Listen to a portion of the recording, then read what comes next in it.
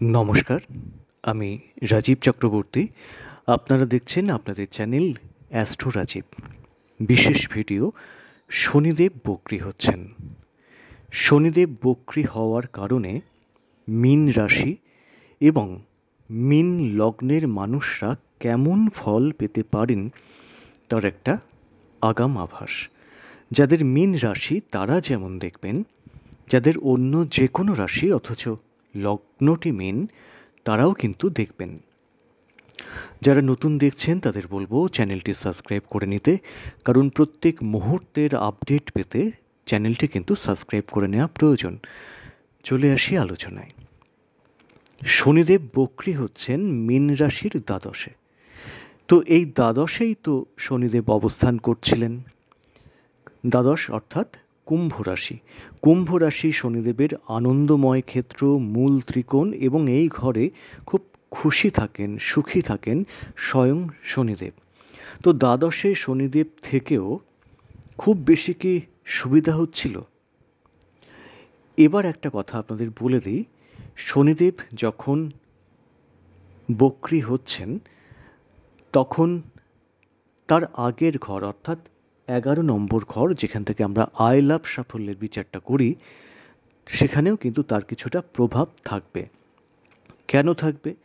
শাস্ত্র বলছে যখন কোনো গ্রহ বক্রী হন তখন তিনি আগের ঘরেরও কিছু ফল প্রদান করেন, এবং যে ফলটি তিনি ছেড়ে গেছেন তখন দেননি, এই সময় কিন্তু তিনি সেই ফল প্রদান করেন। শনিদেব আপনাদের অর্থাৎ মীন রাশি বা মীন লগ্নের ক্ষেত্রে একাদশ এবং দ্বাদশপতি। বৃহস্পতি নিয়ন্ত্রিত জলতত্ত্বের রাশি মীন সাধারণত চুপচাপ থাকার পক্ষপাতী, চুপচাপ থাকতে ভালোবাসেন। ভাবটা ওই আমাকে আমার মতোই থাকতে দিন। এহেন মীন রাশির রাশি অধিপতি দেবগুরু বৃহস্পতির নক্ষত্রে অর্থাৎ পূর্ব ভাদ্রপদ নক্ষত্রে 25 ডিগ্রি অবস্থানে শনিদেব বক্রী হচ্ছেন 29 জুন রাত 12টা 46 মিনিট নাগাদ। প্রায় 4.5 মাসের একটু বেশি সময় তিনি বক্রী থাকবেন। 4 অক্টোবর নক্ষত্র পরিবর্তন করে রাহুর নক্ষত্র শতভিসায় প্রবেশ করবেন, যে রাহু আবার এই মুহূর্তে মীন রাশিতেই অবস্থান করছেন। বলে রাখি, সব বক্রী কিন্তু খারাপ হয় না। শনিদেবের এই বক্রী ভাব কিছুটা মীনের 11তম ঘর অর্থাৎ আয় লাভ সাফল্যের ক্ষেত্রেও পড়বে, এবং তার কিছু সুফল আপনারা পাবেন। 15ই নভেম্বর শনিদেব বক্রতা ত্যাগ করবেন ওই শতভিসা নক্ষত্রেই। ফলে মীনের কিছুটা আর্থিক চাপ কমার সুযোগ থাকবে। শব্দটা ভালো করে শুনবেন, কিছুটা, সবটা নয়। এবার আপনি বলুন, এই সামান্য সময়ের মধ্যে সম্পূর্ণ আর্থিক যে চাপে আপনারা রয়েছেন বা যে প্রেশারের মধ্যে আছেন, বিশেষত আর্থিক এবং মানসিক, দুটো থেকেই তো উদ্ধার করাটা কি সম্ভব? যদিও প্ল্যানেটটি শনিদেব অত্যন্ত পাওয়ারফুল প্ল্যানেট, তার ইচ্ছায় অনেক কিছু ঘটে যেতে পারে। তো যেটা বলছিলাম সেই আলোচনাতে আবার আসি। দ্বাদশে থাকছেন আপনাদের শনিদেব, 7.5-র প্রভাব তিনি দিচ্ছিলেন। সেই প্রভাব কিছুটা নিয়ন্ত্রিত হবে বা কমবে। ইতিমধ্যেই মীন নানাভাবে কিন্তু বিব্রত, বিশেষত আর্থিক ব্যয় বৃদ্ধি এবং মানসিক উৎকণ্ঠা নানা কারণে মিনকে কিন্তু বিব্রত করে যাচ্ছে দীর্ঘ সময় ধরে। বিশেষত আপনি একটু খেয়াল করুন, গত নভেম্বরের পর থেকে কিন্তু মানসিক শান্তি কার্যত যেন চলে গেছে। যে কাজে হাত দিচ্ছেন বাধা আসছে, প্রত্যাশা পূরণ হচ্ছে না, বারবার ঘুরে ঘুরে ফিরে ফিরে আসতে হচ্ছে কোনো কাজে গিয়ে, প্রত্যাশা পূরণে হঠাৎ বাধা পড়ে যাচ্ছে। ফ্ল্যাট আপনাকে হ্যান্ড ওভার করবে, সেখানে আজ দিচ্ছি কাল দিচ্ছি, সেরকম ঘটনা ঘটছে। সন্তানকে নিয়ে যেন চিন্তা হঠাৎ বেড়ে গেছে মীন রাশি বা মীন লগ্নের ক্ষেত্রে, এবং তাদের সাফল্যে কিন্তু বাধা পড়ে যাচ্ছে। এই সময় মীনের পার্টনারের স্বাস্থ্য নিয়ে উদ্বেগ, কখনো তার সঙ্গে অশান্তি মিনকে এক মুহূর্তে কিন্তু শান্তি দেয়নি।